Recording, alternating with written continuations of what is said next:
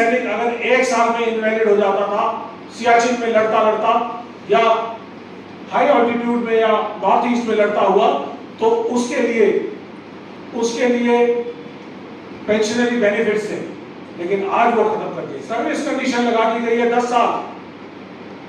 इसका मतलब 10 साल से नीचे के सैनिक जो है उनको घायल होने का अधिकार नहीं है। कैंटोनमेंट बोर्ड्स को, जो 150 साल पुराने कैंटोनमेंट बोर्ड चल रहे थे, उनको खत्म किया गया। देशभक्त है, देश की सेना के लिए प्यार है, जो उनको बार बार देश की सेना के ऊपर सर्जिकल स्ट्राइक करने की प्रेरणा देता है, तो ये झूठा राष्ट्रवाद है।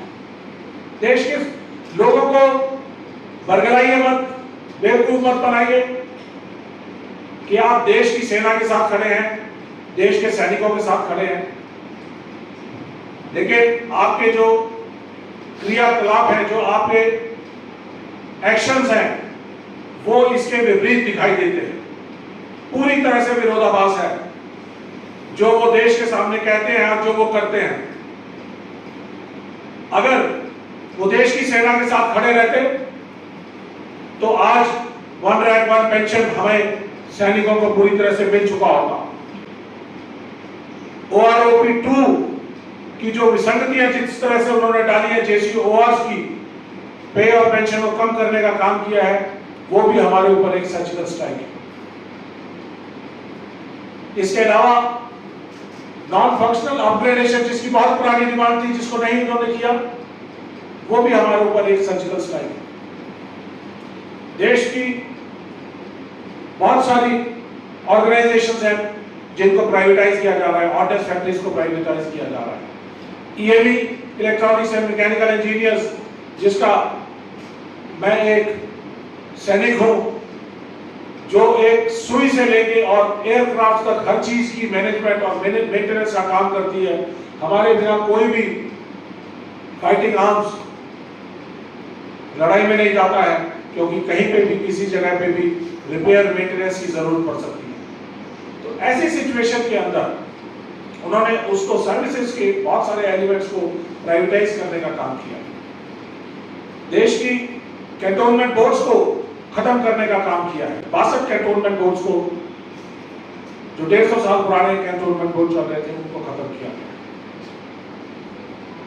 इन्होंने देश के शॉर्ट सर्विस सैनिकों से जो मेडिकल बेनिफिट्स हैं वो वापस ले लिए हैं।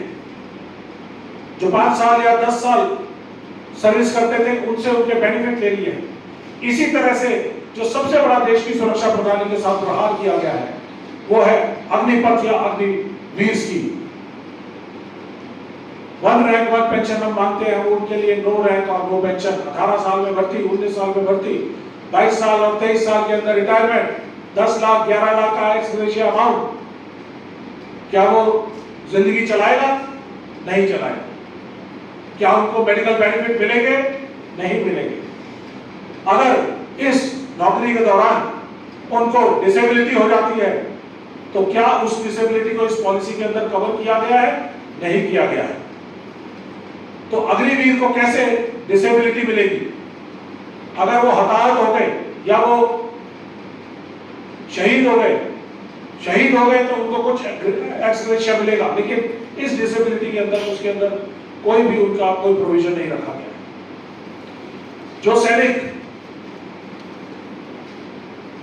किसी वजह से सैन्य शक्ति के अंदर काम करने के लिए इनवैलिड हो जाते थे, हताहत होने की वजह से, घायल होने की वजह से, तो वो सेना के अंदर काम करने के लायक उनको नहीं माना जाता था, क्योंकि मेडिकल कंडीशंस ऐसी थी।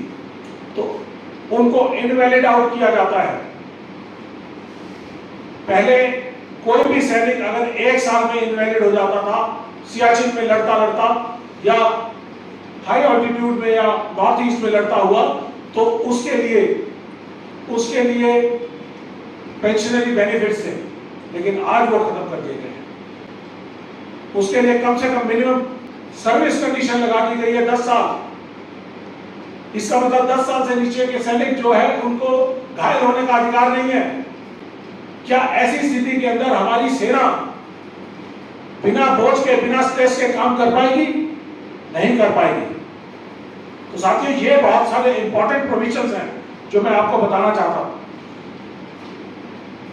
अब डिसेबिलिटी पेंशन जो है हमारी, उसके दो हिस्से हुआ करते थे। एक हिस्सा था सर्विस पेंशन और दूसरा होता था डिसेबिलिटी एलिमेंट, सर्विस एलिमेंट और डिसेबिलिटी एलिमेंट। जो रेगुलर सर्विस करके शेप 1 पूरी तरह से सेहतमंद वापस आते हैं तो उनको सर्विस एलिमेंट मिलता है, और जो लोग डिसेबल हो जाते हैं किसी भी कारणवश in the line of duty, काम करते हुए, तो उनके लिए डिसेबिलिटी एलिमेंट दिया गया। तो ये डिसेबिलिटी एलिमेंट और सर्विस एलिमेंट मिलकर सर्विस टोटल मिलाकर कंबाइंड तौर पे डिसेबिलिटी पेंशन बनाया गया था। लेकिन आज इन्होंने इस पॉलिसी के जरिए डिसेबिलिटी एलिमेंट को खत्म कर दिया, उसका नाम बदल दिया है, उसका नाम कर दिया है इम्पेयरमेंट रिलीफ। जैसे ही आप इसको इम्पेयरमेंट रिलीफ कहते हैं तो ये पेंशन ना रह के एक एक्स ग्रेशिया अमाउंट होगा जो मंथली दिया जाएगा, जो पूरी तरह से लीगली भी और सेना के काम काज के खिलाफ है, उनकी लाइन ऑफ ड्यूटी के खिलाफ है। इससे रिलेटेड एक और चीज आती है, वो है जो डिसेबिलिटी पेंशन है उसके ऊपर इनकम टैक्स रिलीफ दिया जाता है। जो डिसेबल्ड सोल्जर है उनको डिसेबिलिटी के लिए सरकार ने इनकम टैक्स रूल्स के तहत उनकी पेंशन को पूरी तरह से मान और सम्मान देते हुए उनको इनकम टैक्स फ्री किया हुआ। लेकिन जैसे ही नाम बदली हुआ, पेंशन से रिलीफ हुआ, तो ऑटोमेटिक इनकम टैक्स के प्रोविजन के तहत ये automatic cancellation of tax benefits होगा। तो क्या मोदी जी देश के सैनिकों का एक दिया हुआ बेनिफिट, इनकम टैक्स रिलीफ का बेनिफिट वापस लेना चाहते थे? और उसके लिए उन्होंने एक ये नई पॉलिसी बनाई जिसके अंदर